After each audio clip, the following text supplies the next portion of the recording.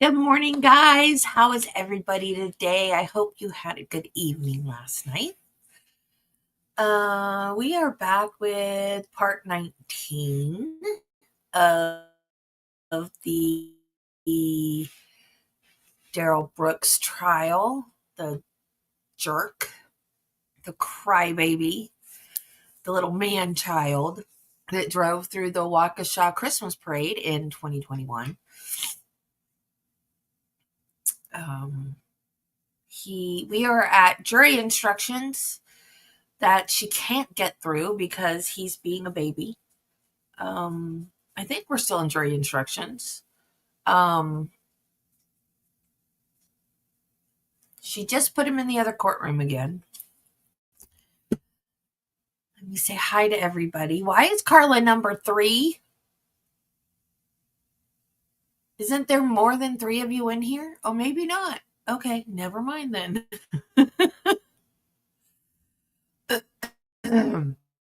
Hey, Judy. Hey, Marty. Hey, Nancy.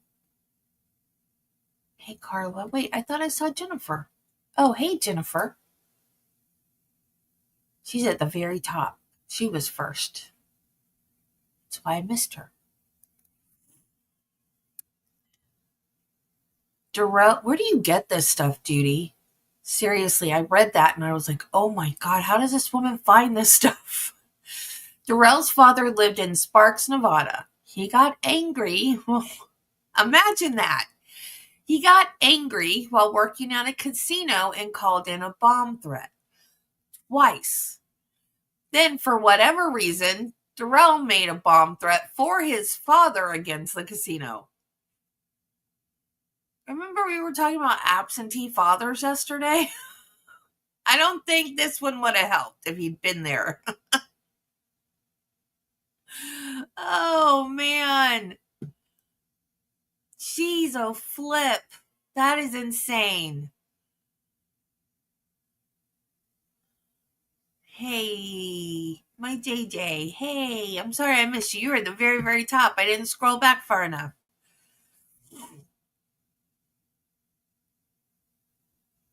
Okie dokie. Everybody make sure you like the video. Oh, there's 6. 6. Yay. Hey, Nancy.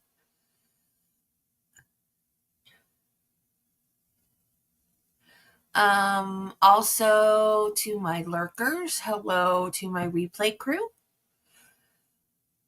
And please like and subscribe if you're not subscribed, because I keep losing subscribers for some, I don't know what reason. Let's see. 737. I was up to 742 and now I'm on 737. I don't know why I keep losing subscribers. I don't know if YouTube's doing it. I don't know if I've angered people or what. I have no idea.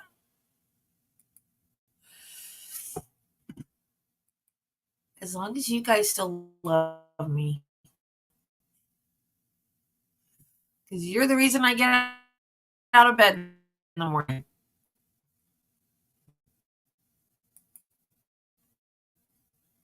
Trust me, I don't get out of bed this early normally.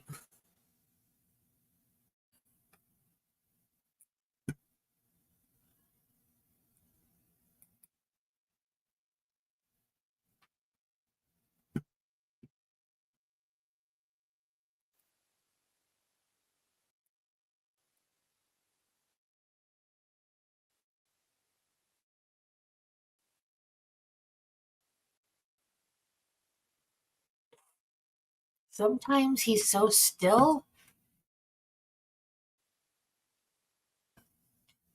Oh, cool, Nancy.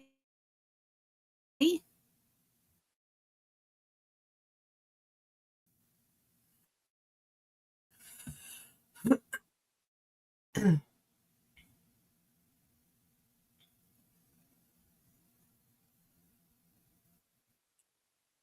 on, StreamYard.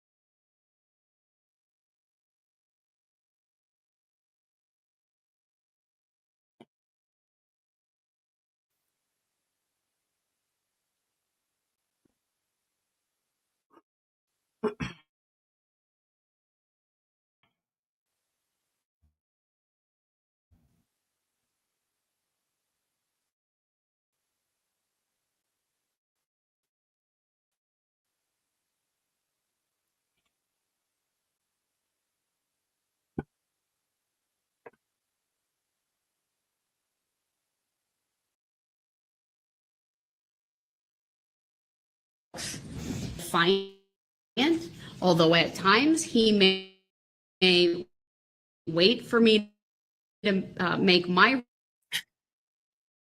ruling. He continues to not respect the fact that a ruling has been made, and he wants to argue and re-argue and re-argue points that this court has already gone over. And in an effort to simply put his behavior in the history of this case, the court arguments so that they are focused, so that they are proper, and that they follow the law. That was miserable instance that he has First Amendment rights, Sixth Amendment, 14th Amendment rights. He has all of those rights. That is not in dispute. But those rights do not come in a vacuum when we are in a court proceeding and a trial such as this. The rules of evidence, the rules of procedure, the rules of courtesy and decorum all apply. And this case has demonstrated that a stubbornly defiant defendant can forfeit even important constitutional rights by conduct. That includes the right to be present.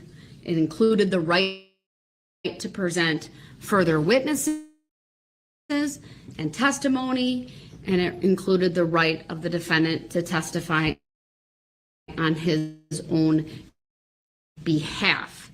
I hope that I do not have to go through a decision that forfeits his right, or that makes a finding that he's forfeited his right to make a closing argument. I will certainly wait and see how that goes. I would note he was very respectful when he did his opening statement. It was clear. He made a variety of points. He did so in a way that I would say was very conscientious of people's time. It was probably about 35 minutes.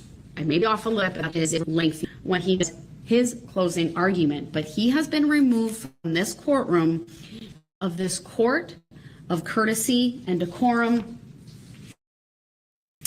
And what I truly believe is an effort on his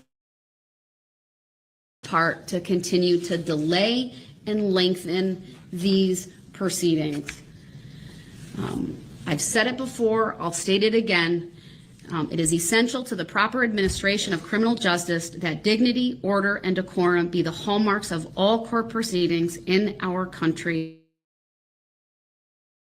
The flagrant disregard in the courtroom of elementary standards of proper conduct should not and cannot be tolerated. And trial judges that can must be given sufficient discretion of each case. The appropriate courtroom atmosphere will be best in all situations. They noted 3 constitutionally permissible ways to handle such a case that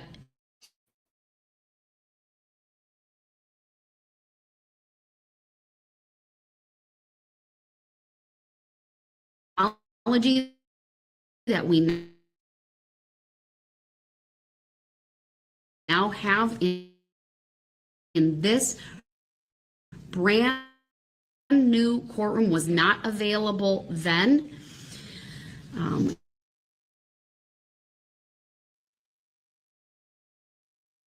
Audio and visual means. We can see him, he can see us. I've confirmed prior to calling the case that the audio was working, that the video is working. The one camera, there's 4 cameras in my courtroom, there's 4 cameras in his courtroom. However, it is set to 1 camera since he's the only individual there.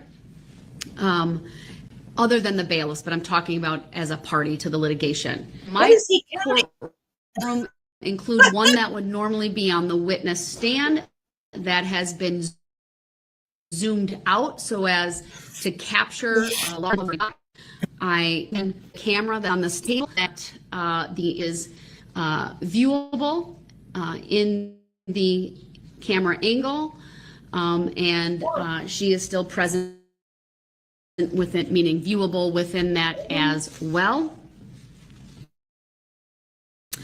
And although I've made a finding that he has forfeited his right to be present for the state's closing argument, I'll find that the technology that I have available, it is that his appearance from the other courtroom is the functional equivalent of appearing in this courtroom and being present due to the technology that is available. I do have him on mute for the time being because I needed to make a record, and there is a very lengthy during the case of him talking over me and my ability to make an adequate record and a comment back and forth with him and trying to talk over him. And so I made utilize the mute function on the incoming audio. I know he disagrees with my ability to do that, but I believe it is consistent with ensuring dignity, order, and decorum that when appropriate, he be muted.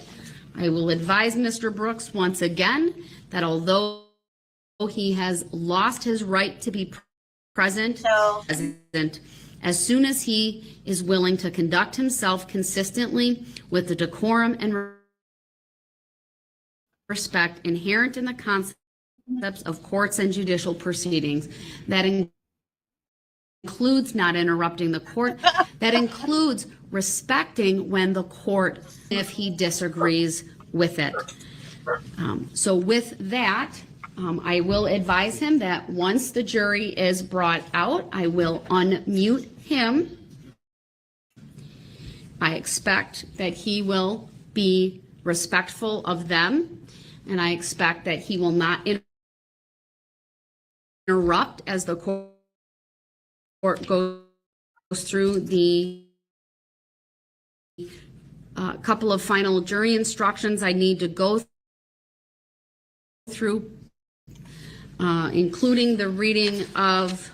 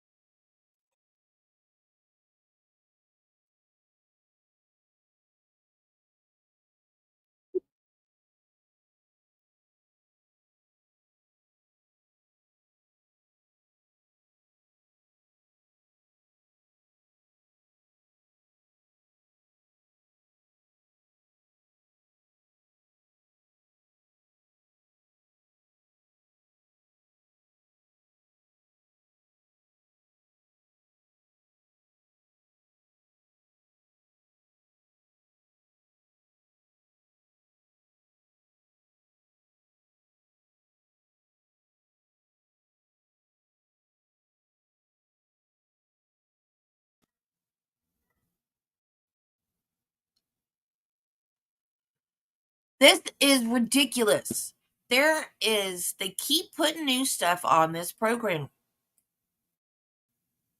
And it's not necessary. It's ticking me off. There's going to be now a webinar. And I bet you, they won't let us speak. It's probably going to be a one-way thing. I'm going to sign up for it so I can tell them how their program has gone to the dogs, because I'm sick of this crap. Yes, he needs to be turned over somebody's knee.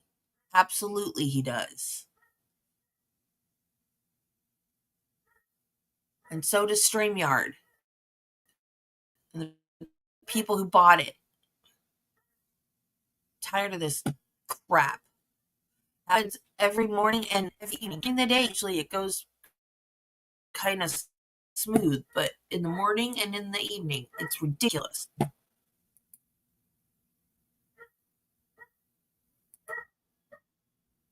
getting tired of it.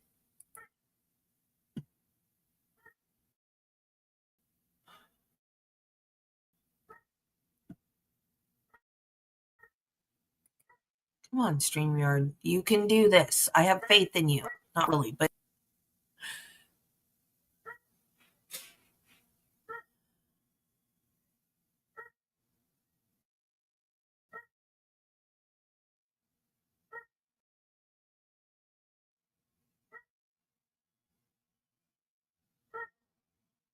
crying out loud.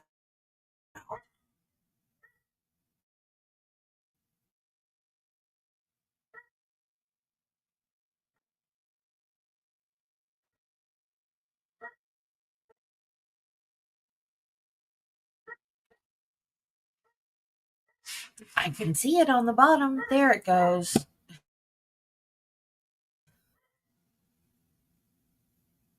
And if I see that, I will unmute him to hear what it is and then make a ruling accordingly. Attorney Hopper. How good were you in the other court room? Please could you confirm that the audio and video are working in the next courtroom? And the clerk's shaking your head, they've done that, thank you. I don't know if you want to do it now or at a later time. I think we should make a StreamYard would stop doing that. in this room, Your Honor, but we should make a record of that at some point. Thank you. My understanding is Madam Clerk has the ability, so that is displayed, not the neighboring courtroom. If you would be so kind as when you start displaying it, just make some type of record, excuse me, so that the bailiff who's over there, if it's not being properly viewable, if it's not viewable, that we can stop and adjust Sure. accordingly. Okay. Thank you. If you would like, before the jury comes out, we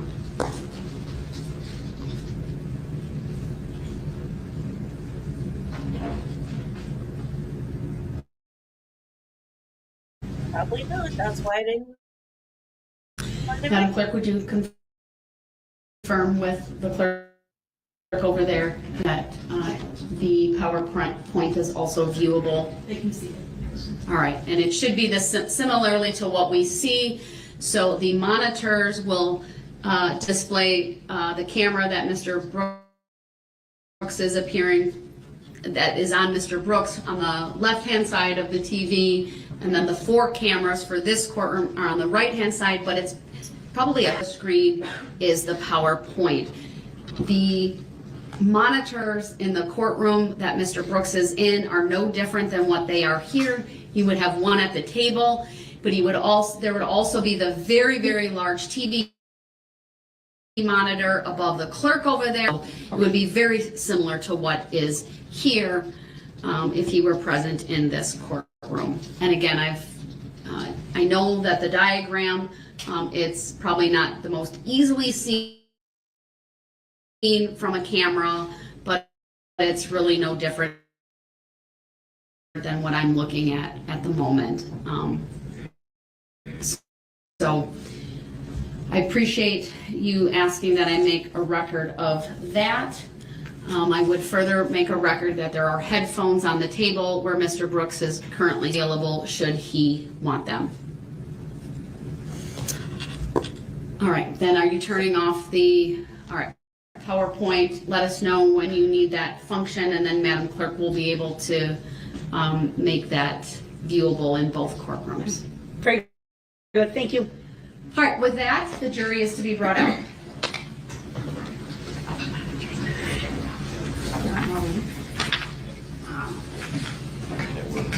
Okay. Of course you can, Marty. That makes you happy.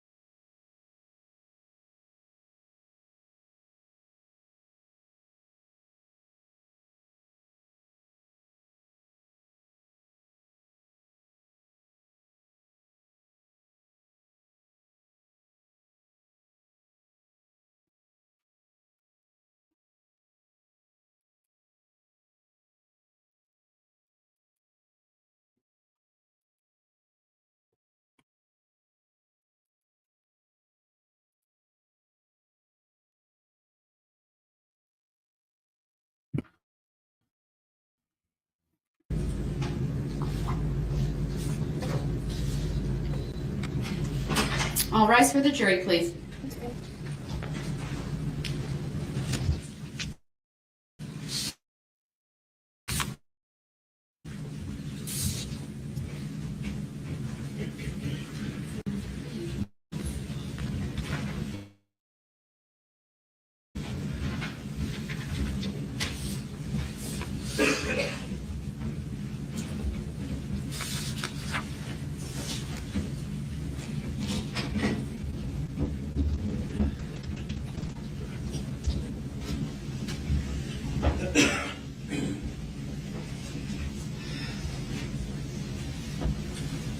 Thank you, everyone. Please be seated.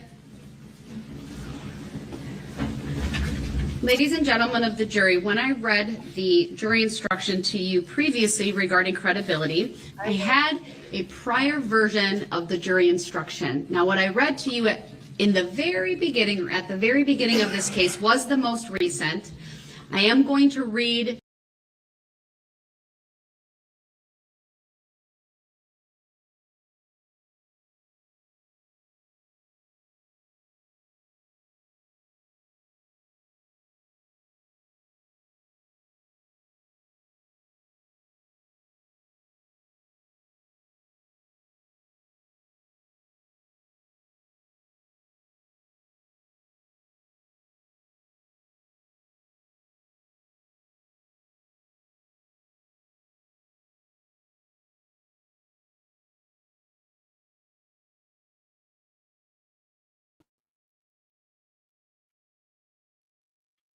This is getting ridiculous.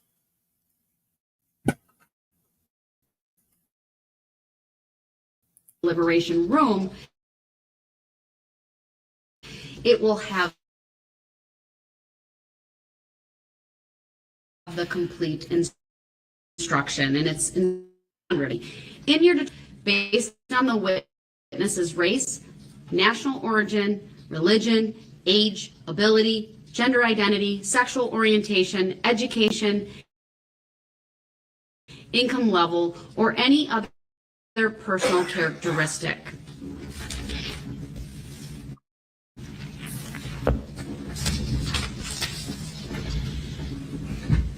Consider carefully the closing arguments of the parties, but their arguments and conclusions and opinions are not evidence. Draw your own conclusions from the evidence and decide upon your verdict according to the evidence under the instructions given you by the court. With that, I will ask Attorney Opper to start with her closing argument.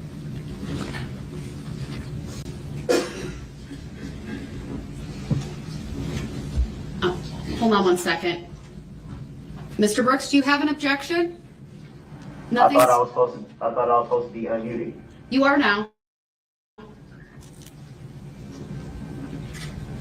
right. Attorney Opper, you may start. Thank you, Judge. Good afternoon, everybody. It's kind of nice to stand here in the middle of the courtroom, you know, all week or the last 3 weeks. They shoved me at the end of the table because I'm the lefty in the group. It's nice to be able to look at you all and say thank you. Thank you. Each and every one of you, I want to express our sincere gratitude to the prosecution, myself, Deputy District Attorney Leslie, District Attorney Waukesha. There's no one in this courtroom that does not realize the sacrifice made serving your community in this very important task. You've put your lives on hold. I don't even want to hear from your bosses. Thank you. You've watched these proceedings and you've noticed as we sit at our prosecution table, we don't have a client at our table. But rest assured, we do. We represent the people of the state of Wisconsin. It's an entity. I can't bring it to the courtroom. People enact laws. People want to feel safe. People have representatives in Madison or Washington, D.C. that says that we all are expected prosecutors step in and enforce the law. Darrell Brooks does not represent anybody. He does not have a client. Darrell Brooks is the client. Darrell Brooks is the defendant. The state of Wisconsin is the plaintiff. It's really that simple.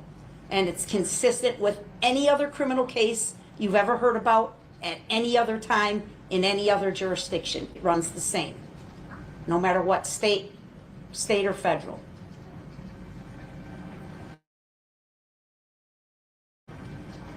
I'm going to ask you for your guilty vote at the end of my comments. It's up to you, except I'm going to say one thing to you that I wholeheartedly. Your objection, sir? Mischaracterization of who I am and the way it was said. I feel like it was talking down. All right, your objection's noted. It's overruled. The statement may continue. Talking down. You were talking must down not. to me, Judge. Not consider anything about their books of conduct downtown Waukesha on the evening of November 21, 2021. Nothing he's done before that, nothing done. When you go back to that deliberation room,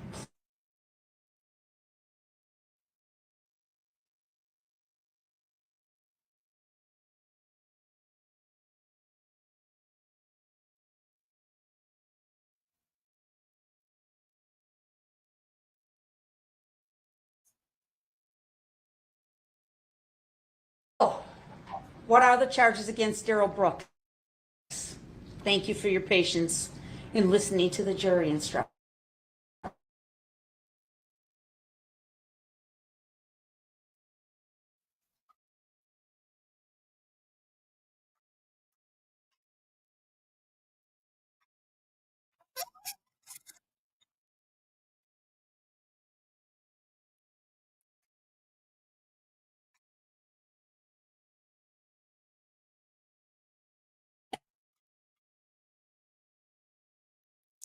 Yeah, but the best Roger Miller song is I don't like spiders and snakes. Hit and run causing death. Counts 75 and 76. Bail jumping. And count 77, battery. Whoa, whoa, whoa. Mr. Brooks, what is your objection? I have 76 charges, not 77.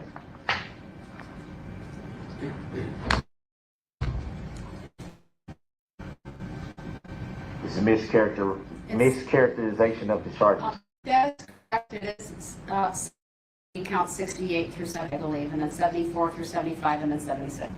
Thank you, Your Honor. I do apologize. 73,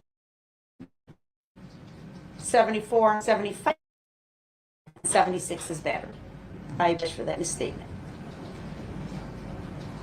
We're going to talk about counts 1 through 67 in detail. Counts, in my opinion, are easily summarized as this. He never stopped. Never.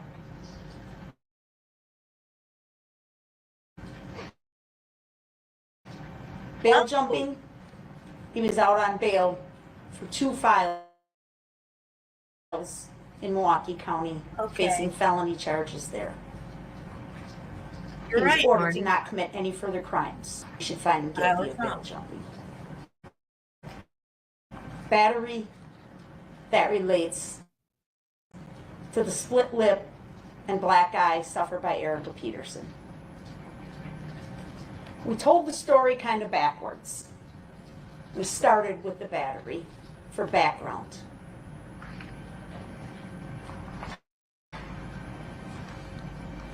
First-degree intentional homicide.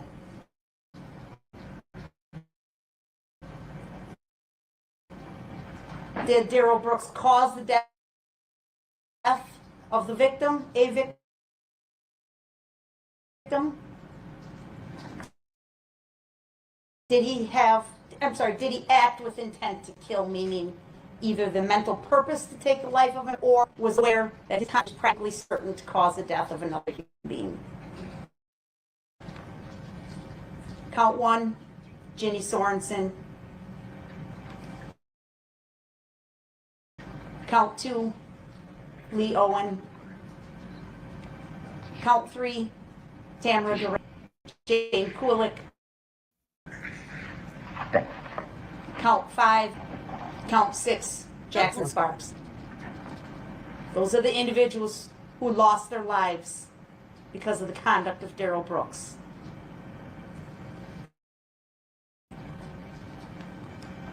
From there we go to reckless endangering safety. What is that? In this case, it means that through his reckless driving, he endangered the safety of other people. And he did so demonstrating utter disregard for human life. Now, behind me is State's Exhibit 15. It's also on the PowerPoint. If you have room to help you walk through each of these counts, if you find it helpful, it's up to you. If you don't want it, you don't have to have it. But it will be available for you if you ask for it. And it'll take you, as we did in our presentation of the case, right down Main Street and address all the counts that were involved, all the counts that were charged.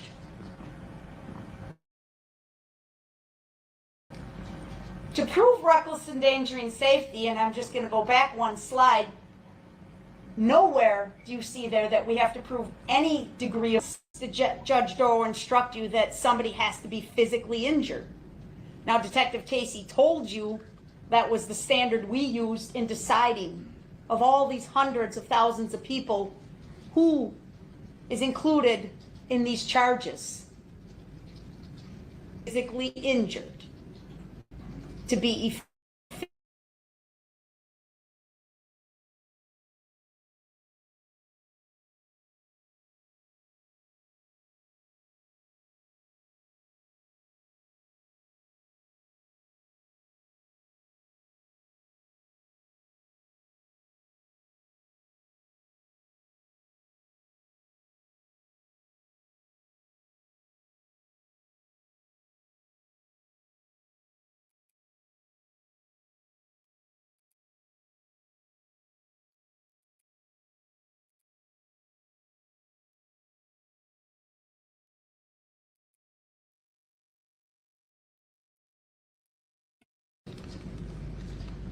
And so everybody up and down the street, I would argue, had their safety endangered that day. I didn't charge 5,000 counts. We selected 61 counts of people that we can identify by name in Exhibit 15 that were injured by the conduct of Mr. Brooks. Those are the people in green. People in red are the fatalities. And we presented this case to you in much the same fashion that is presented here on Exhibit 15 as to how the injuries occurred going down that street. So we are absolutely held to our burden of proof and the elements for each offense that Judge Doro instructed you on, but we are not required to prove any injury to anybody. The question is, was their safety endangered by his reckless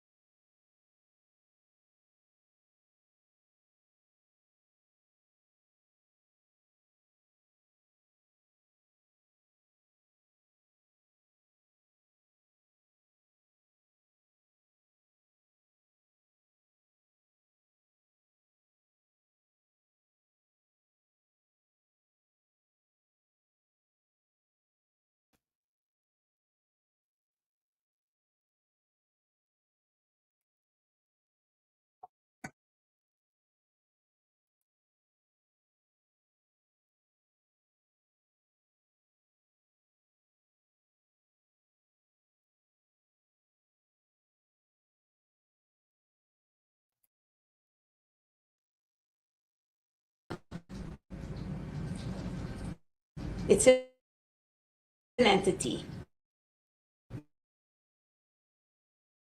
I can't bring it to the courtroom. Want to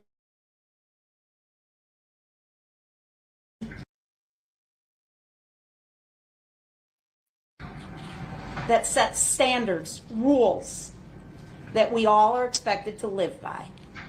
And when those rules are violated, prosecutors step in and enforce the law. Darrell Brooks does not represent anybody. He does not have a client. Darrell Brooks is the client. Darrell Brooks is the defendant. Wisconsin is the plaintiff. It's really simple, and it's consistent with any other criminal case you've ever heard about at any other time in any other jurisdiction. It runs the same, no matter what state or federal. It's up to you. I can't one thing to you that I wholeheartedly ask you to obey. Attorney Upper, I'm sorry for the interruption. Your objection, sir? Mischaracterization of who I am and the way it was said. I feel like it was talking down. All right, your objection's noted. It's overruled. The state may continue. You must not consider anything about Darrell Brooks other than his conduct in downtown Waukesha on the evening of November 21, 2021. Nothing he's done before that, nothing he's done since that. When you go back to that deliberation room, please obey Judge Doro. Confine your comments to his conduct on November 21 of 20 counts that he's been charged with. That and solely that should be your topic of discussion. So, what are the charges against Darrell Brooks? Thank you for your patience in listening to the jury instructions. They must be read for each and every count. But sadly, they can be summarized very quickly like this. As far as the intentional homicide, while dangerous, 67, first degree recklessly endangering safety while armed with a dangerous weapon. Counts 68 through 74, hit and run causing death. Counts 75 and 76, bail jumping, and count 77, battery. Whoa. Mr. Brooks, what is your objection?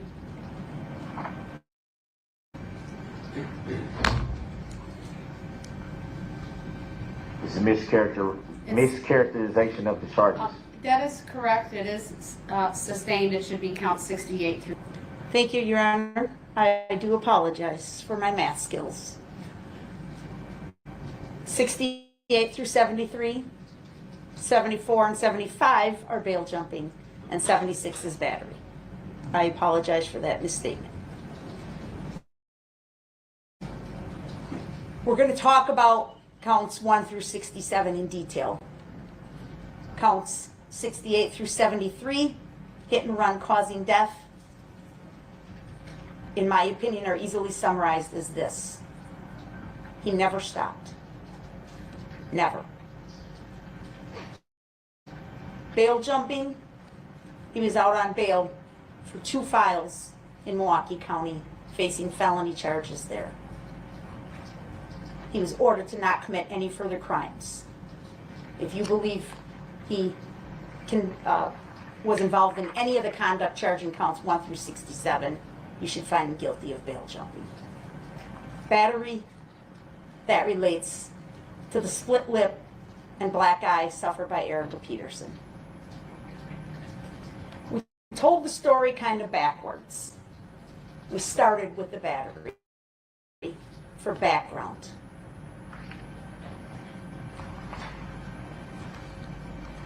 First-degree intentional homicide.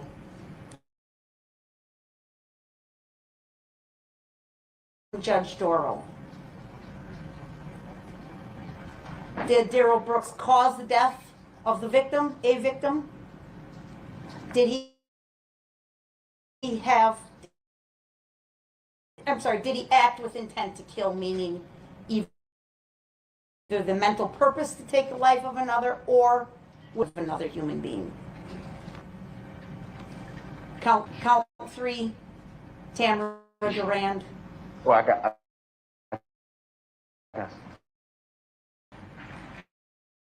Count 4, Jane Kulik. Count 5, Bill Hospital. Those are the individuals who lost their lives because of the conduct of Darrell Brooks.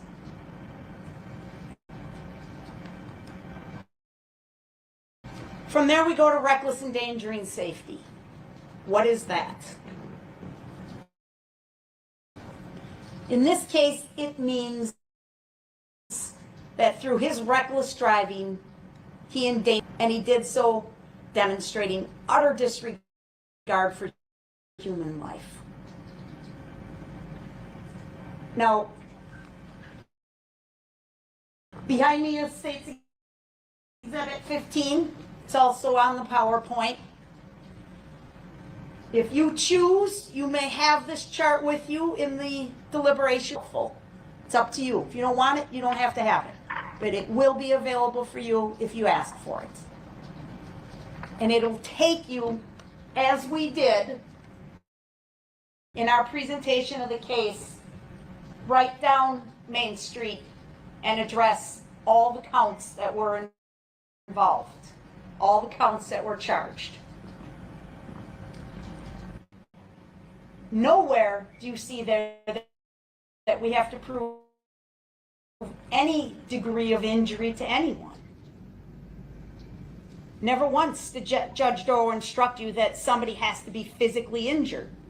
Now, Detective Casey told you that was the standard we used in deciding of all these hundreds of thousands of people who is included in these charges. And a decision was made by the prosecution team to include people who were physically injured, to be efficient in our prosecution.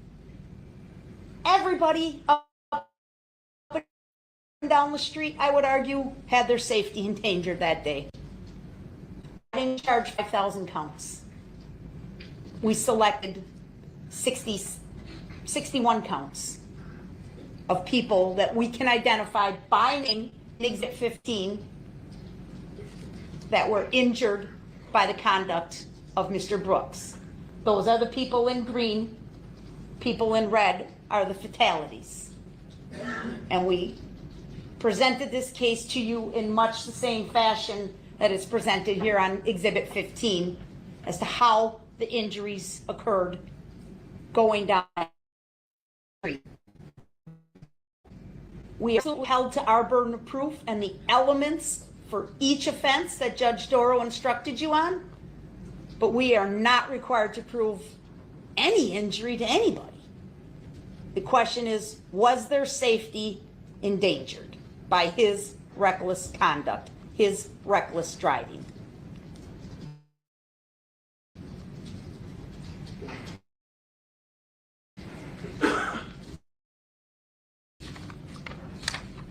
Now, some of the groups, they walked in a formation, and you can get a photograph or a diary who was located where, right? You can think back to the videos that you've seen for each of these groups and remember, and you'll see them again, the path of the vehicle as it went through each of these groups.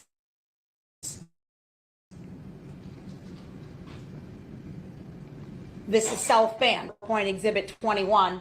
are on Exhibit 15 in green for Waukesha South Band. Pretty much the whole left half of the formation was endangered by the safety of Darrell Brooks driving up the side of that band. The extreme dance team, it's a little difficult to mark as an exhibit. It's exhibit number 33. If you want it, you can have it in the jury room. The names on this chart will match the names for the extreme dance team on State's Exhibit 15.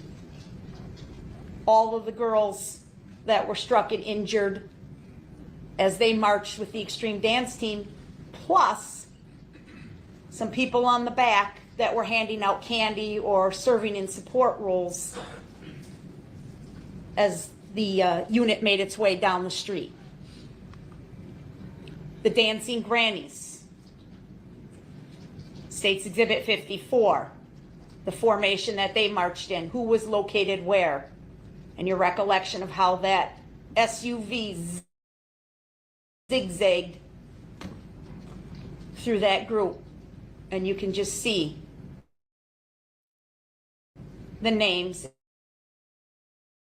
and match it up to who was injured and killed versus who wasn't. Now, one of the big things in this case has always been, why's happened? What was he thinking? Why did he do this? Again, those are things I don't necessarily have to prove to you. His intent, I do have to prove, and I submit without any doubt there's overwhelming evidence that this was an intentional act by Darrell Brooks and an act of utter disregard for human life. I say that for these reasons, folks. Number one, first and foremost, just stop driving. That's it. It's really that simple. Not one person had to be hurt that day if he would have just stopped driving. Excuse me, Attorney Hopper, your objection, sir? You specifically, I'm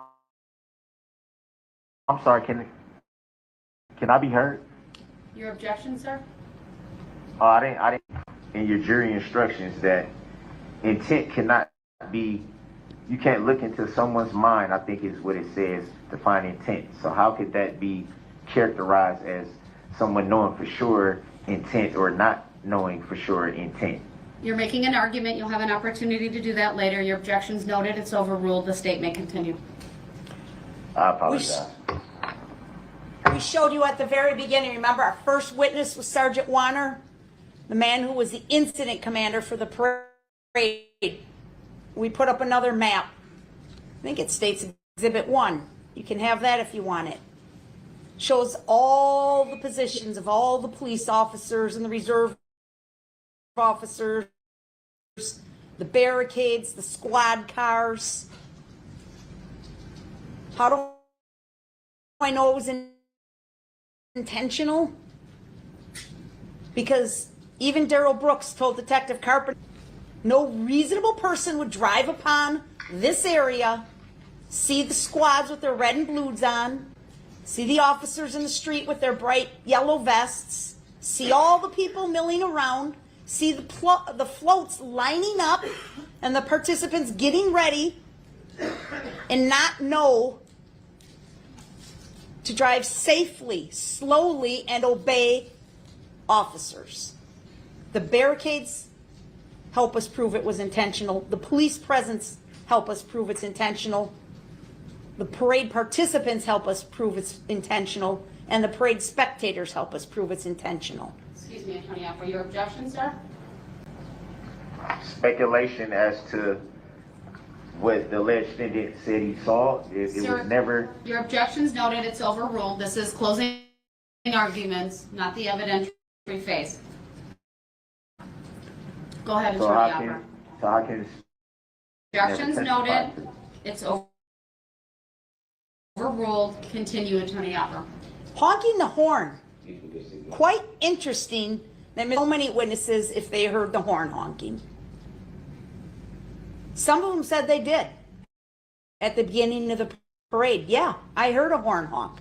Most of them said they didn't. Hey, The Tricia. horn honking cuts both ways, folks. If he's honking his horn, that means he can see something's in front of him. That means he knows there's an object in the road. You can rely on your common experience in your affairs of everyday life. Alert the other person to your presence. You will honk. Just keep going if they don't move. He knew they were there. Intent.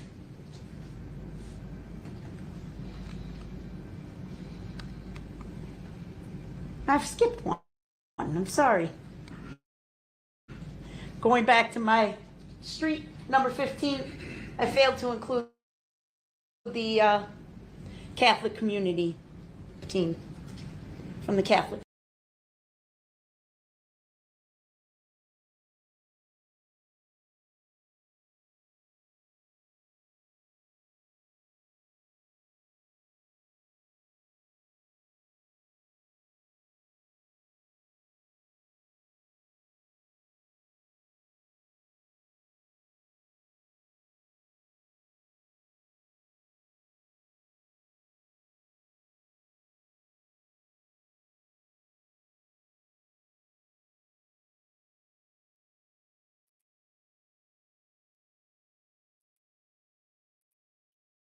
Graveyard, I don't feel like playing with you today.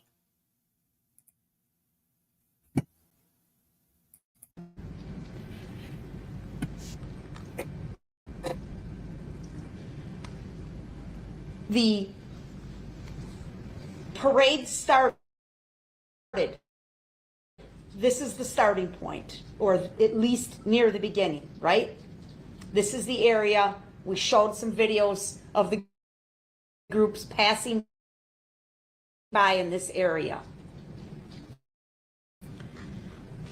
We heard testimony from 4 different police officers standing in 4 different spots near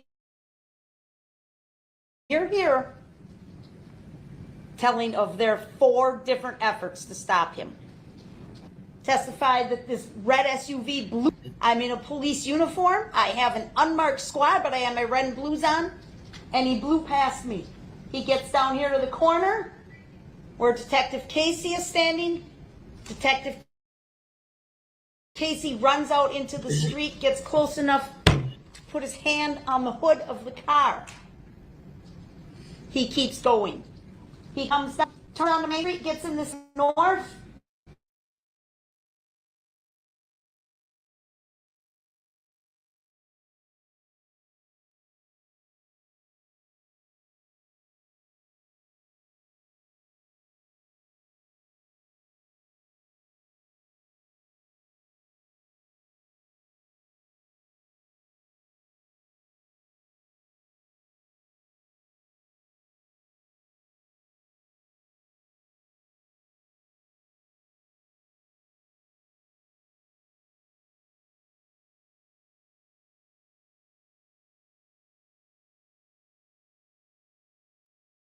Guys, I'm sorry. I don't know what else to do.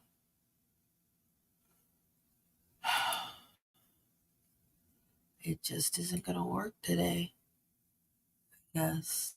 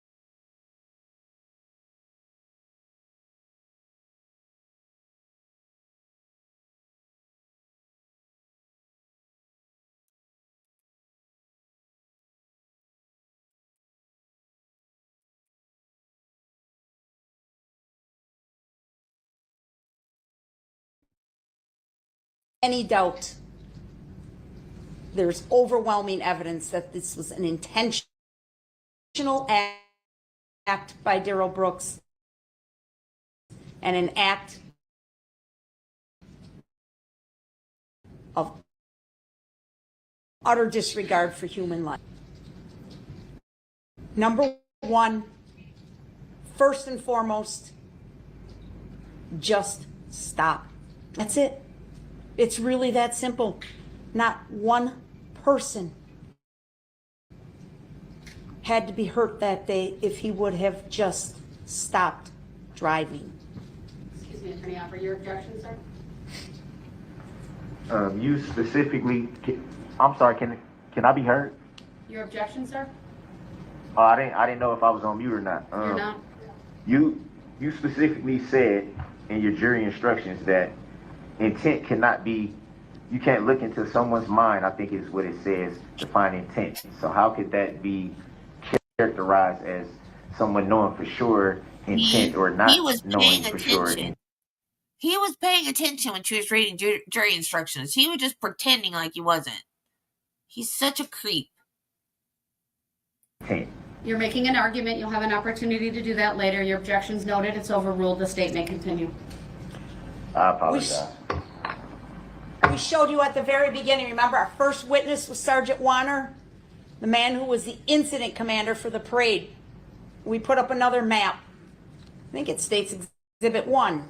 You can have that if you want it.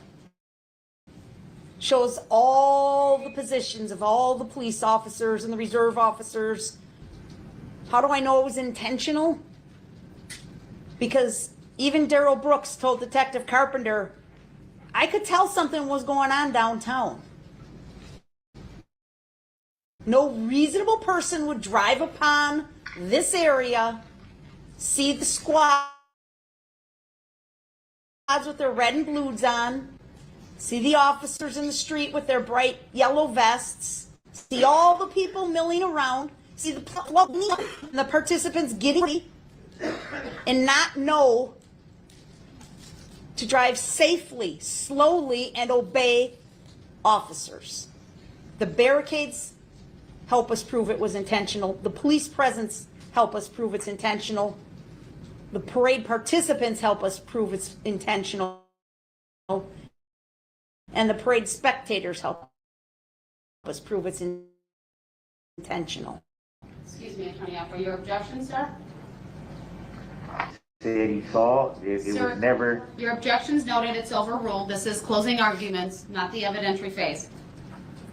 Go ahead, Attorney Hopper. So how can speculation be made to what was saw? Your objection's noted. It's overruled. Continue, Attorney Hopper. Honking the horn. Quite interesting that Mr. Brooks asked so many witnesses if they heard the horn honking. Some of them said they did at the beginning of the parade. Yeah, I heard a horn honk. Most of them said they didn't.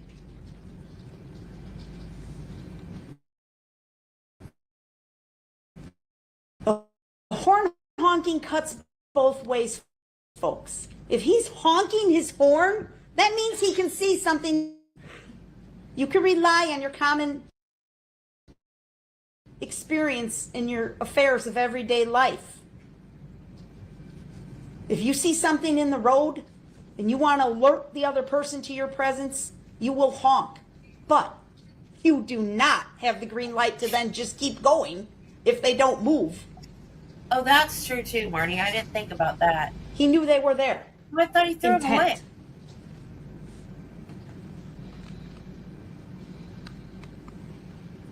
I've skipped one. I'm sorry. Going back to my street number 15, I failed to include the Catholic community. That's just one of the photographs showing the people that will match up to Exhibit 15 from the Catholic community of Waukesha. There's a lot of photographs identifying the people that were marching with that group.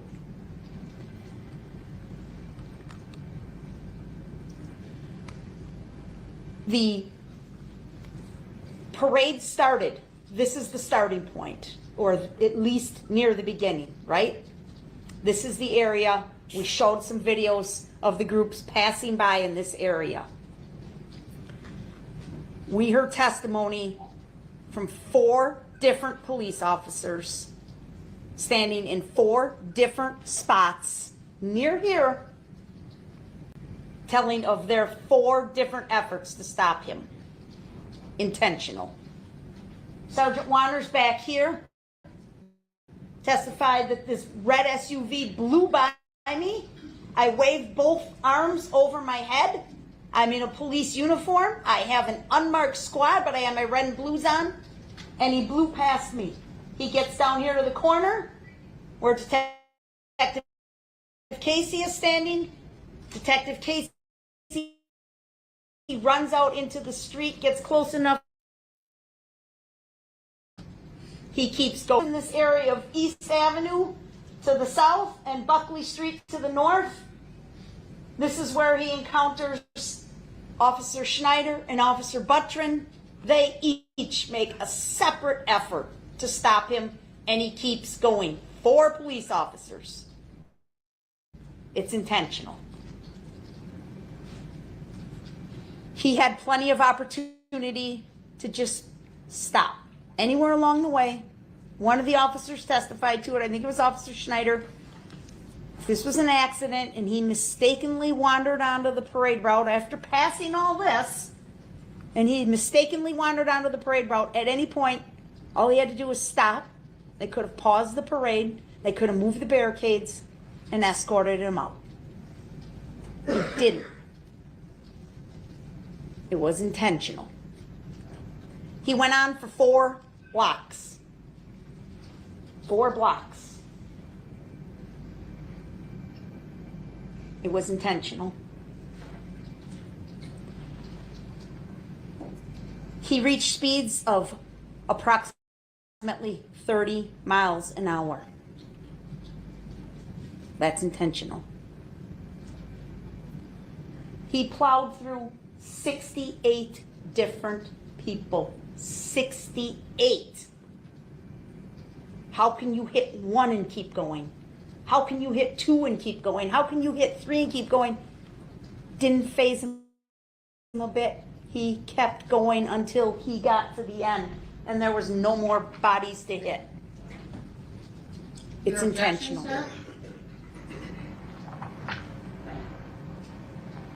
Mischaracterization of the evidence. Noted, overruled. His conduct when he left the parade route, we'll get into this. His flight, his hiding, his panic, his desperation to run. Get the hell out of town as fast as he could before the cops came. That shows his intent. His interview with Detective Carpenter, we spent several hours playing you snippets of that interview. How telling was that? Never once did he say any of these things. Never once did he say, like he told you in his opening statement, it wasn't an accident, it wasn't intentional. Never said that to Detective Carpenter. No, he came up with some convoluted story about, I got a ride out here from a buddy in a tan Kia, and then I left to go meet Erica, and we got into a fight, and then I went back, and the other guy got into a fight, and he was leaving, so I took off on foot. Absolutely nonsensical story. Does not match up with the known evidence in this case. Overruled. He never I stopped. didn't even state the objection. This is closing argument. She may continue. I'm going to play this slide, which is a snippet from State's Exhibit number 53. Go ahead and play with sound, please.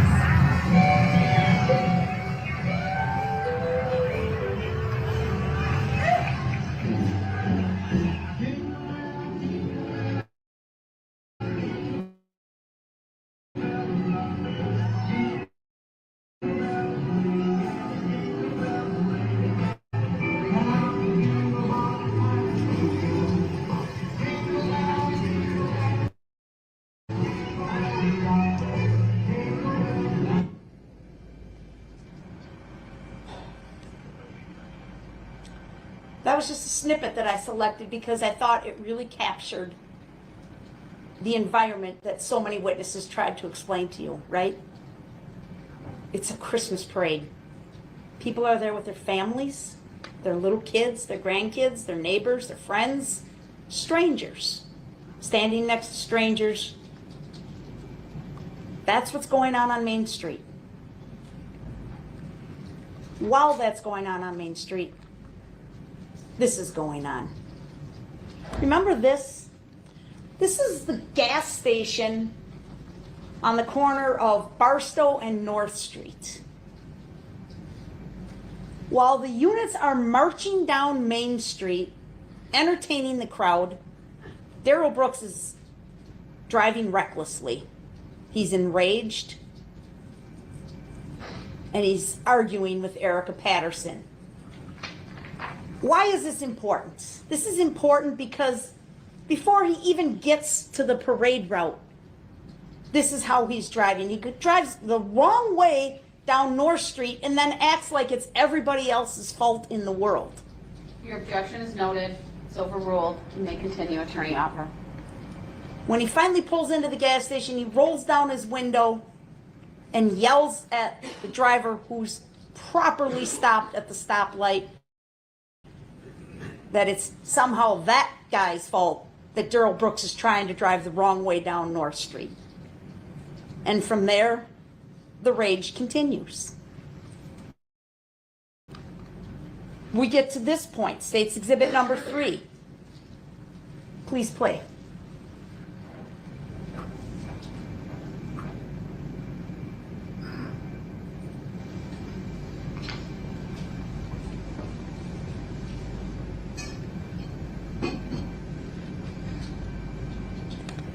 The video's playing. You can see the pushing match between Darrell Brooks, Corey Runkle, Erica Patterson, and Nick Kirby. Watch this. He turns to get in the car, flips up his hood, and goes and gets in the passenger seat. I'm sorry, driver's seat. How long are we gonna mischaracterize testimony? Sir, it's argument. I've heard nothing improper. Your objection's noted. It's overruled. You may continue, Attorney Opper. Thank you. They need to know they can nullify. That's it. He drives off onto the parade route. From this moment, right here on Exhibit 15, you're watching it. He's enraged. He's angry. Flips up that hood, and he zooms past Sergeant Warner, past Officer Casey, onto the parade route. Now, there's no doubt, for the first 2 blocks, he does not strike anyone. And as we've discussed, some even said he was driving at a reasonable speed initially. By the time he gets past Officer Buttrin and Officer Schneider in this area here of East Avenue, past East Avenue,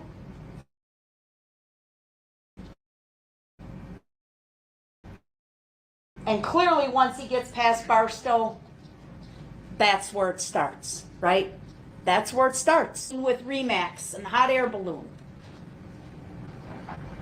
Knocks her over, keeps going, runs up and over the backs of Waukesha South Band, hits the green children spectating on the sidewalk, keeps going, runs over Kelly Grabo and her daughter Adelia walking with Burris Logistics, keeps going, plows through the entire extreme dance team just before the 5 points, keeps going, hits Deborah Ramirez and her son Isaac spectating on the south side of the street, keeps going, clears the 5 points area, hits Jane Kulik square on, causing her to go up on the hood of the car, and then fall off and drives over her body. He doesn't stop. He keeps going. over by the steaming cup, we heard the parents testify about little Brinley and Kelsey and Owen that were standing there outside the steaming cup. They were struck by the red SUV driven by Darrell Brooks. Keeps going. Plows through the grannies in that zigzag fashion, striking most of them, injuring them, killing them. Keeps going. Gets down here to the end and goes through the Catholic community. The witness, remember Holly Berg, she testified about that mobile gas station incident. She said she was standing down here in this area. She said, I saw 15 people fly in the air. They looked like bowling pins. And when she saw the video, she's absolutely right. It's a terrible description when you think these are human beings, but that's exactly what it looked like.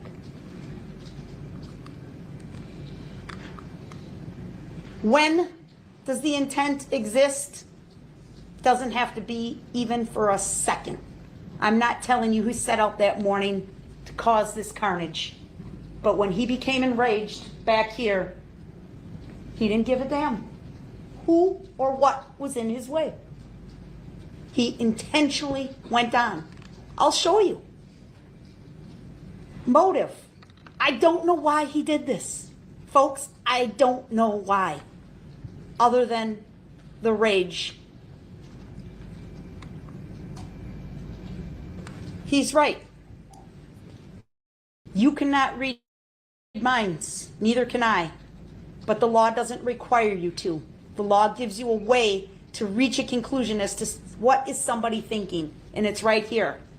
Decide it based on his acts, words, and statements, and from all of the facts and circumstances.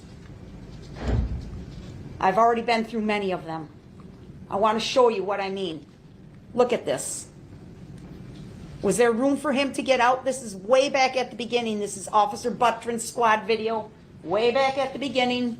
That's Buckley Street here that you're looking at. Look at those barricades. Look at the sparse crowd. And there's Officer Schneider in her yellow fluorescent vest on the left side of the picture, about to run into the street and stop him.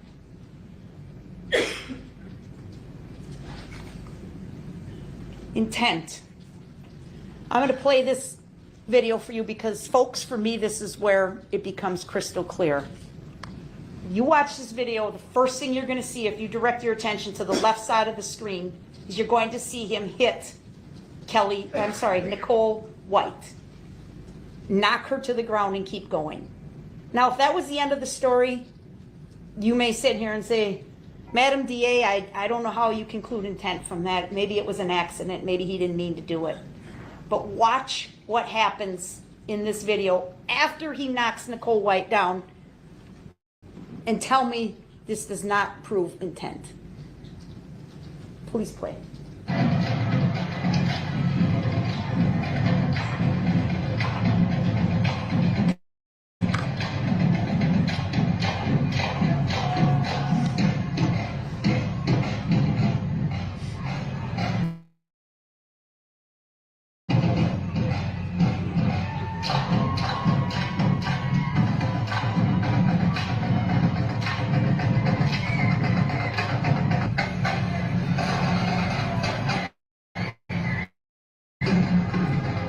Keep watching the left side of your screen.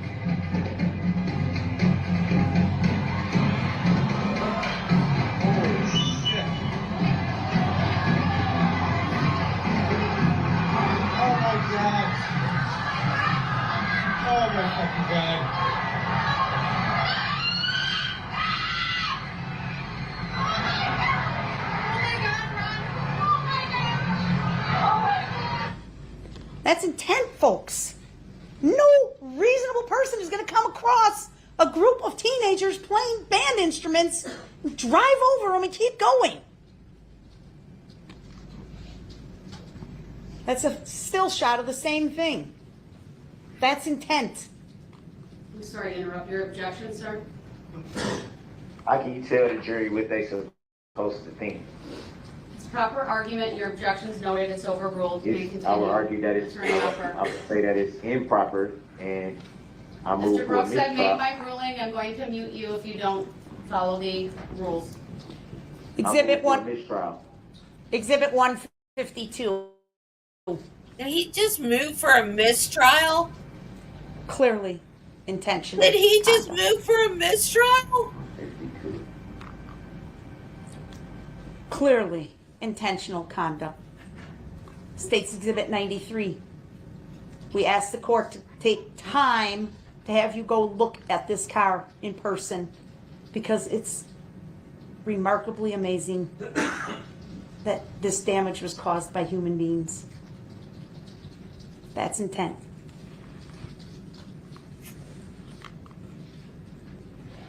This is an excerpt from States Exhibit 154. Maybe a little hard to see. A lot of that laying in the front part of this photo are shoes.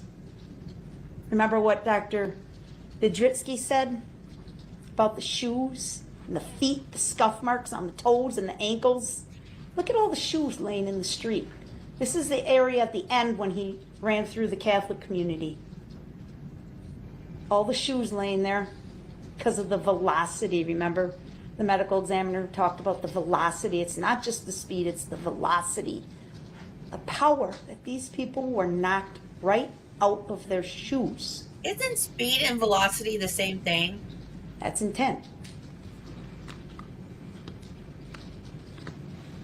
The flight, the hiding, changing his appearance. He had to go through some effort, right? Crawled up in this playhouse, ditched his sweatshirt and his sandal. The other sandal seems pretty reasonable. He dropped it when he was jumping over a fence. Changed his appearance. Please play.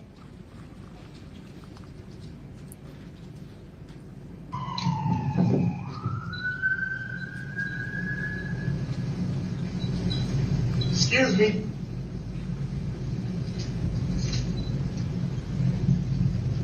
Intent. What's he running from?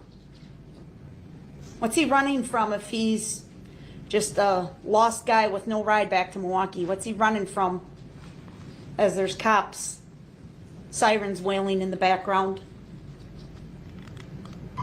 Whoops, that was me.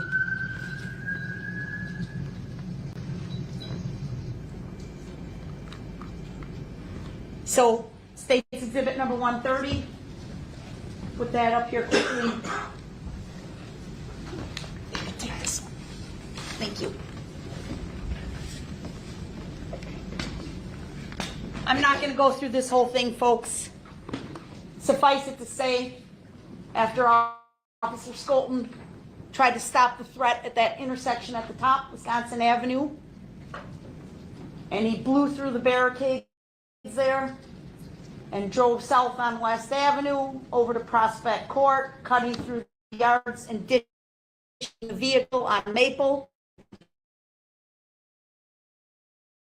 Eyewitness testimony from Officer Sailors, off-duty police officer who saw this, saw the defendant, Darrell Brooks. He identified him for you in this court. Get out and run from this car, and how we tracked him through the neighborhood. And again, the desperation, whether he had to ask or use veiled threats like, I won't hurt you, but I need your phone. He was absolutely desperate to get out of there. Until he took refuge in the home of Daniel Ryder. Now remember the interesting thing, folks. Well, I failed high school physics, so. None of them were there. So some of them tried to help, some of them didn't.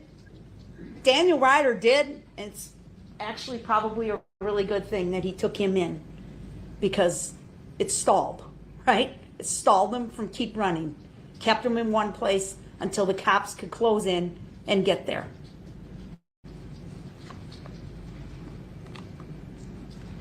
Now, Mr. Brooks repeatedly asked witnesses who had just watched their loved ones get struck by this SUV if they happen to catch a license plate. State's Exhibit 150, there's the front license plate. Definitely a little blurry, but definitely you can make it out.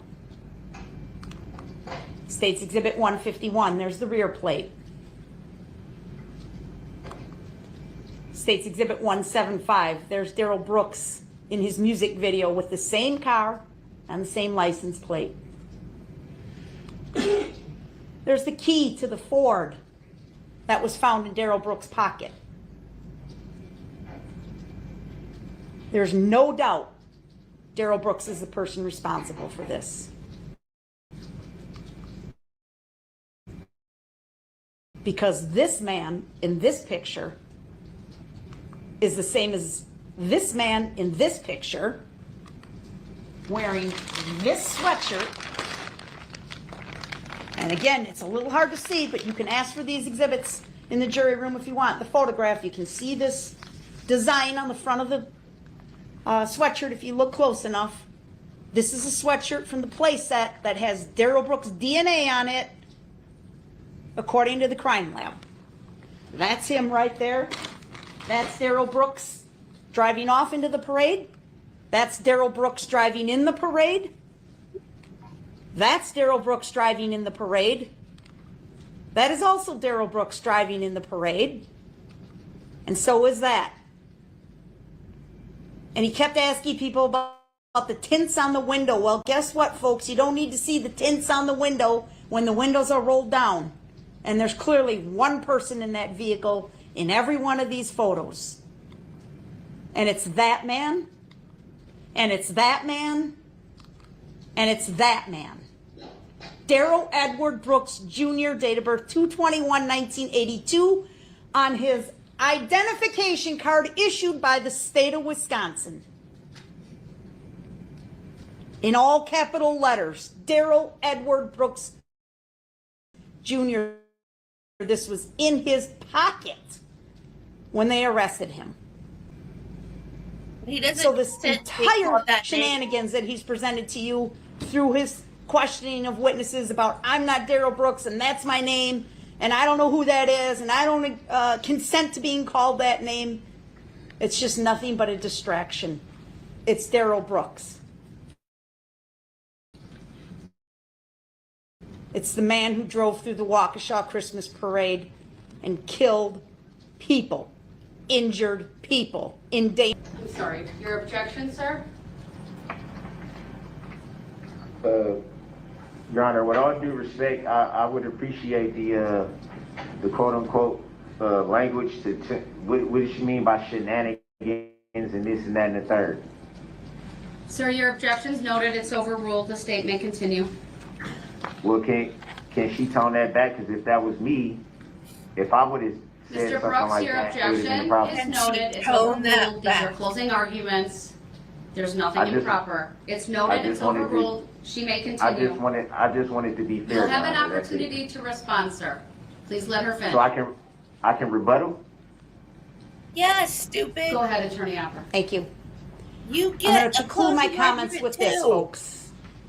Your I'm gonna attorney show you a would have video. known that. A stitched together video of all the carnage caused by Darrell Brooks, and I apologize.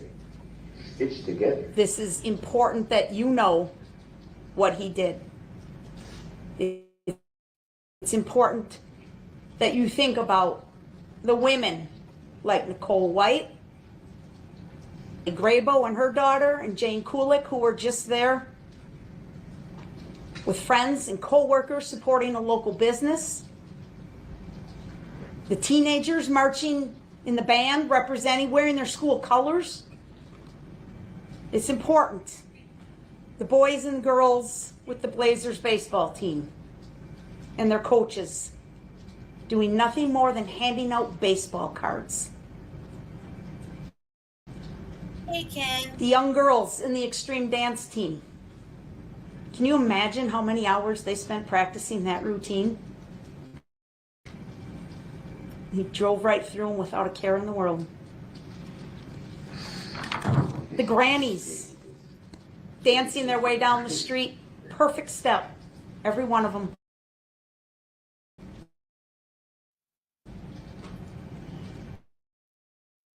Catholic community there, as Father Matt said. It's time for Darrell Brooks to stop running. It's time for him to stop lying. It's time for him to be held accountable for his actions. Darrell Brooks cowardly rammed his way through this parade, violently killing and injuring so many people. I'm going to stop talking. Please, I ask you to add up the evidence. Use the map 150. I'm sorry, 15. You can check off the names. We've covered them all. Walk down that street like we did with you. Return, please. Please. Screen back up. No, I need one more. Yes, please.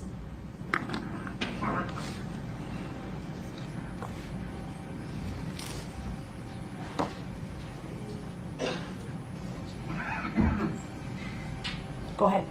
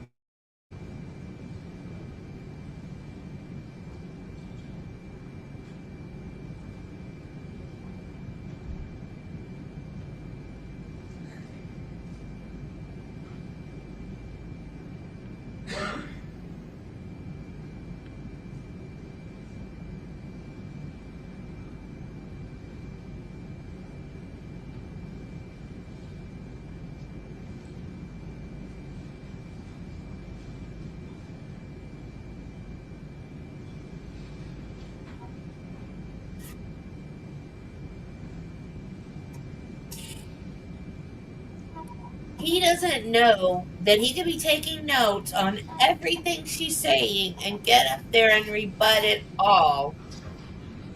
Instead, he's going to get up there and ramble and cry and tell them that they can nullify. He's so stupid.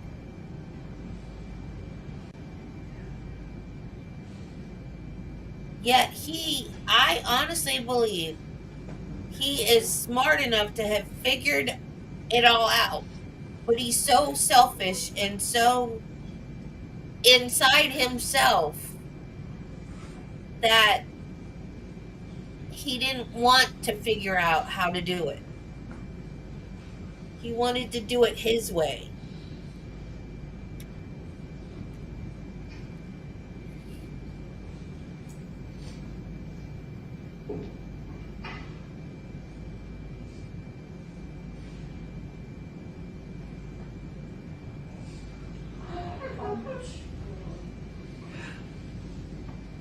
Oh, I hear crying.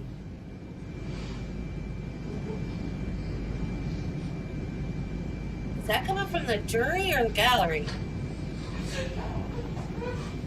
Oh, wow.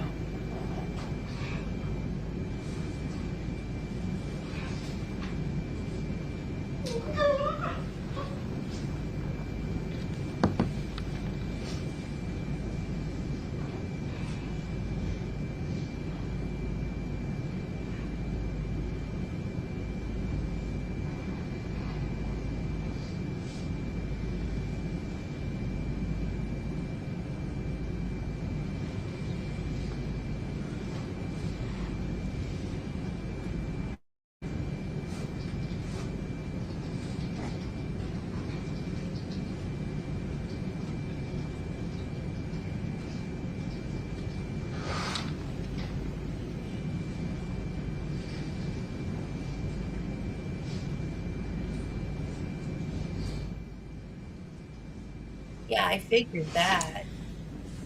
Thank you. Before we continue with Mr. Brooks's closing arguments, I am going to take a short break. All rise for the jury, please.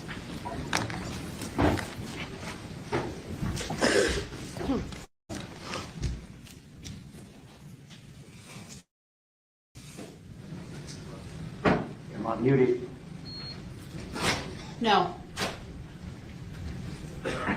Now is not the time for you to be. The jury should know that they can nullify. You are muted now. That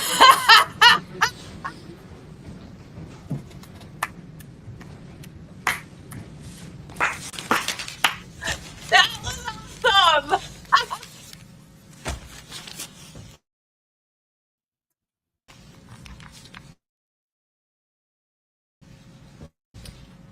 Thank you. We'll be in recess for about 10 minutes. Oh, I'm muted. No, the jury can nullify. You're muted now.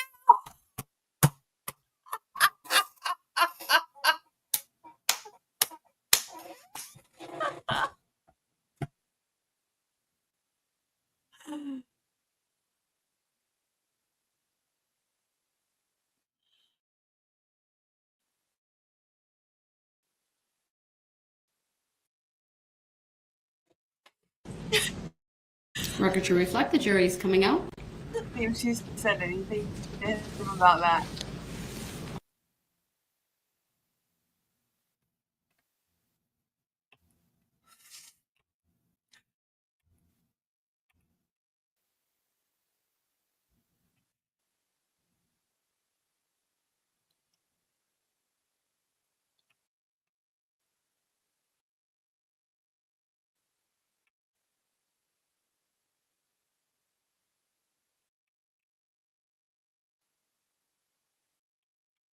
I guess not.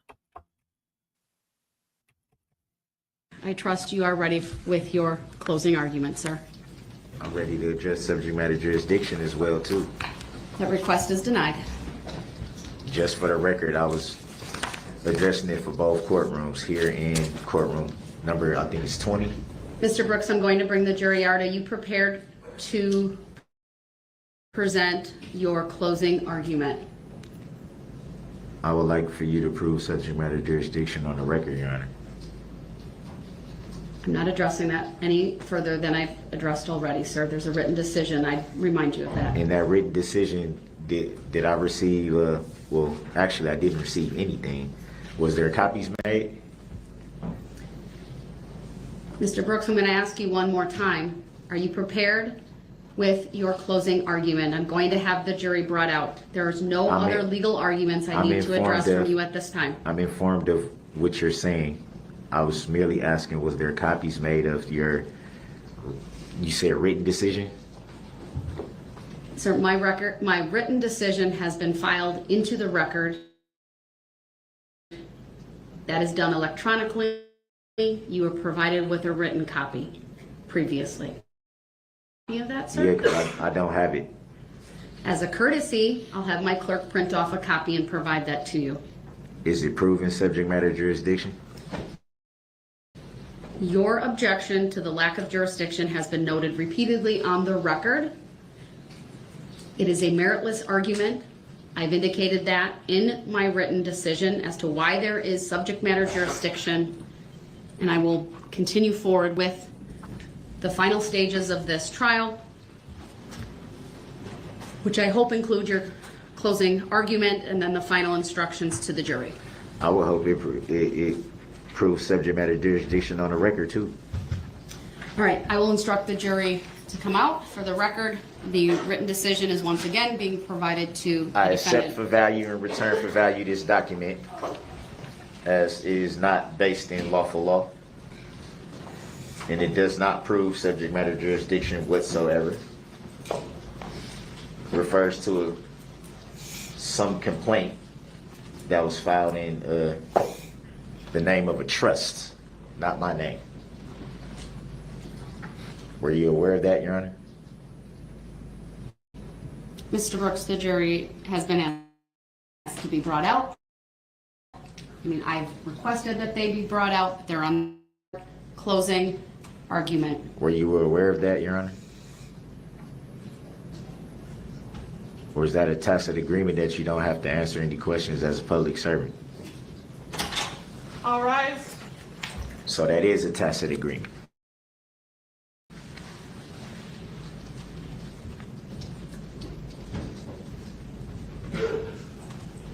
Record to reflect the jury is coming out.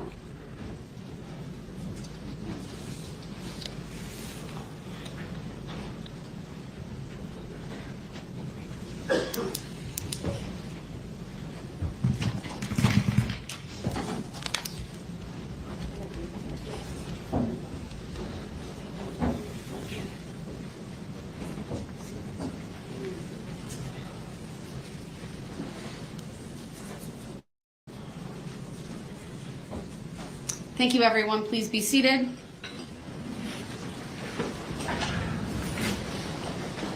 Go ahead, sir. You may begin your closing argument.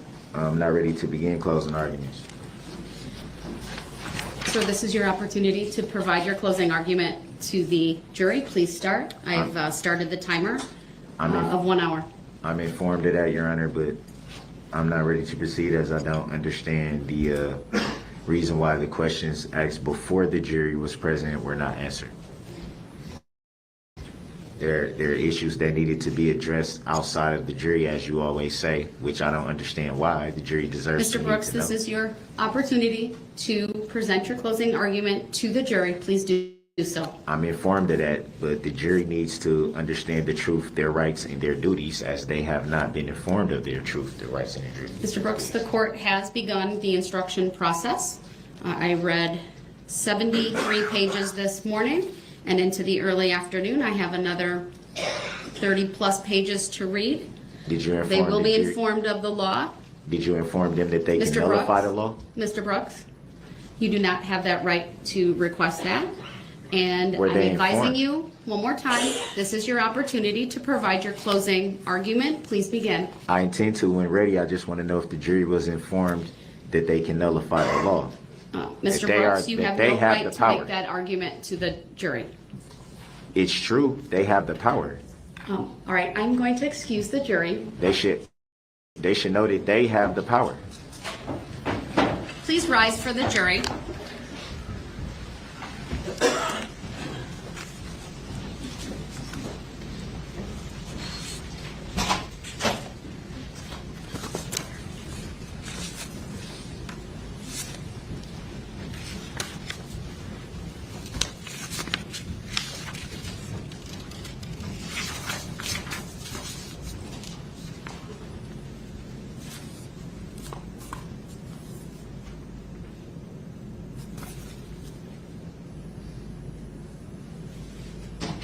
Thank you. Please be seated.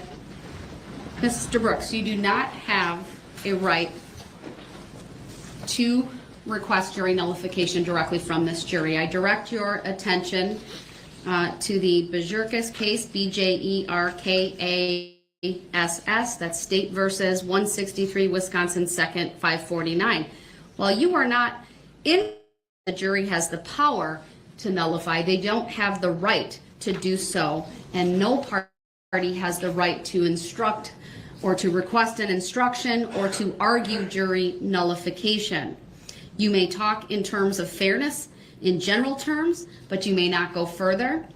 You may not argue that the jury should discard the instructions in the law and find you not guilty for that reason. You may not use the phrase jury nullification. You've done that now at least 3 times in earshot of the jury. Twice while you were in the other courtroom, I was able to mute half of what you said the second time, and then of course you raised that once again while in front of the jury just now. You also indicated you weren't ready to give your closing argument. Sir, the time has come for you to give your closing argument. If you choose not to do so at this time, then you will forfeit your right to present a closing argument by your conduct. I haven't made any such choice, so you can't coerce me into a constitutional right waiver when I have not waived the constitutional right, and I will not allow you as a public servant to do that. I have not made a choice. Sir, the time has come for you to present your closing argument. Are you making a judicial determination that you're denying me a constitutional right in I have open not court made such a on record? determination as of yet, but you can forfeit your constitutional rights Under by what conduct. lawful law?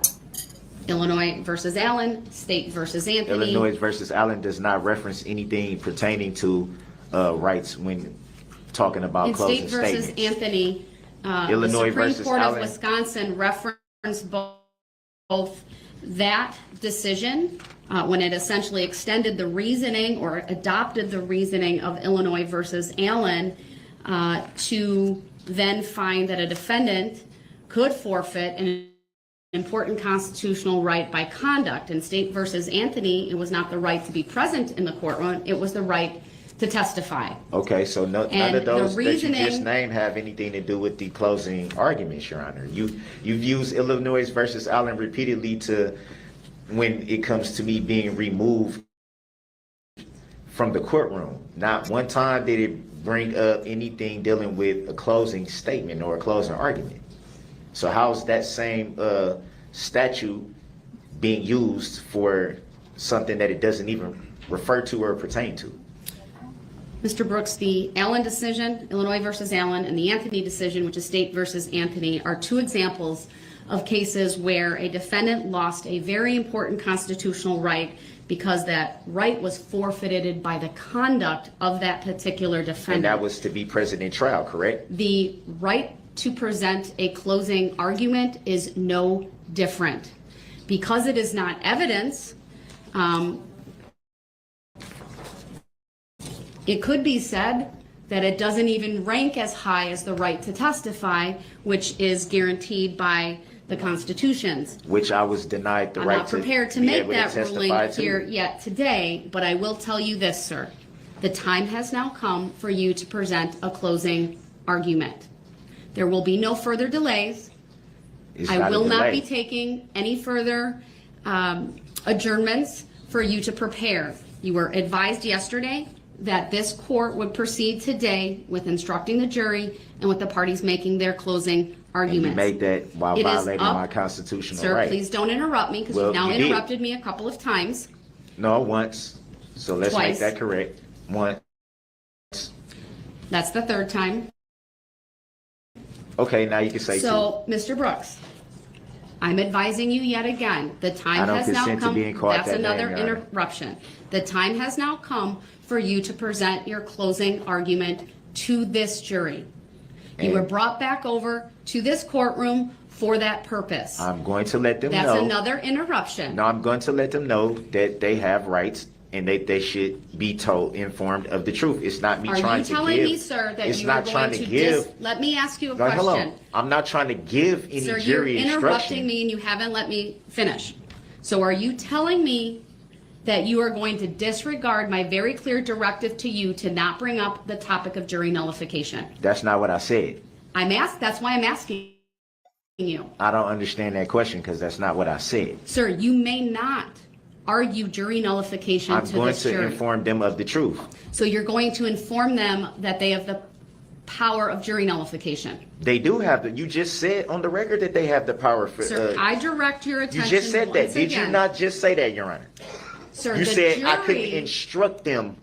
The jury on has that. the power, but not the right to nullify. Right. A You said the party- power. You said the Listen power. to me, sir. You're interrupting me once again. So I'm going to inform them that they have the power. Are you telling me, sir, I'm that not you are telling you no going such to thing. I disregard just told you what you just said. my directive to you to not raise the issue of jury nullification during your closing argument? That's not what I said. You just read and said that they have the power to. That's what you just said, Your Honor. Sir, State versus Vjerkas says and stands for the proposition that although the jury has the power of jury nullification, They have the power. no party has the right to argue for jury nullification. I'm not arguing for it, Your Honor. I In just that want them to be case, informed. the- I just want them Sir, merely to be informed. You can That's it. call it informing, making them aware. Yeah, they should be aware you of are the. not allowed to make them aware of their power to nullify. That How is can I an not make them- improper argument. Your Honor, how can I not inform them that they have a power? How Because can I that not is not a inform right them of a that you power that they have, have? I'm not giving a new jury instruction. That is That's not because what I'm there is arguing. no jury instruction for jury nullification, Yeah, I'm sir, not. because it's not allowed. I'm not attempting to give them a new jury instruction. I'm merely attempting to inform them of the power that they have. You may not, Not allowed to do that, raise the issue stupid. of jury nullification I'm going before to this inform jury. them of the power that they have. I'm No, not You are giving them. telling me I'm that not you giving are them a jury insisting instruction. on telling them about jury nullification. That's That's- what I hear you saying. That's not what I said, though. Don't mischaracterize what I'm saying. You just read and said that they have the power. They have the power to do that. So how is It's an informing them? inherent power that they have. They are not to be instructed on it. Let me finish. In addition to the case that I just cited, I'd cite to you from the jury instructions, the law note on jury nullification 705. What that says, sirs, I'm not going to read it all. It's many, many pages. But the bottom line is, it is improper for a court to allow a defendant or a defense attorney to make an argument or make the jury aware that they have the power to nullify a verdict. And Your Honor, you just added this last night. That's why I had to sit there for an hour in the holding cell and wait for you to change the whole paperwork, because I brought that up. So you never intended for this to even be an issue. Mr. It Brooks, never was brought up. If you But think then when I wasn't- raised the issue, if you Your Honor, let think me that finish. I'm not prepared to deal with an argument on jury I nullification, didn't say, that's not what I said. That's You are not what I missing the said. In mark. all fairness, that's not what I said. The record should accurately reflect that you were kept in that holding cell Why was I kept so in there? that my clerk could finish Adding a jury instruction that was not there. 76 verdict forms, and it's times 2 because there's a guilty and a not guilty Okay. for each. No, let me finish. So how did interrupted why me did I have repeatedly. to sit here for that, where I could have just went to my cell and had it delivered? We had this Mr. at the end of last night before you called recess. I'm not going to We debate had a that whole topic with we you had a whole further. conversation about Mr. Brooks, you me are bringing up about the jury defiantly nullification. disregarding this court. Here we you go can with this. roll your eyes Here at we- me because all it's, you want. it's ridiculous, Your Honor. You just stated that they have You're the power ridiculous. to nullify Would you any like, law, if you would like, but then I will said- read this to you, or the part of the case that Okay. As much as I hate to jump in the middle of this argument, we gotta go.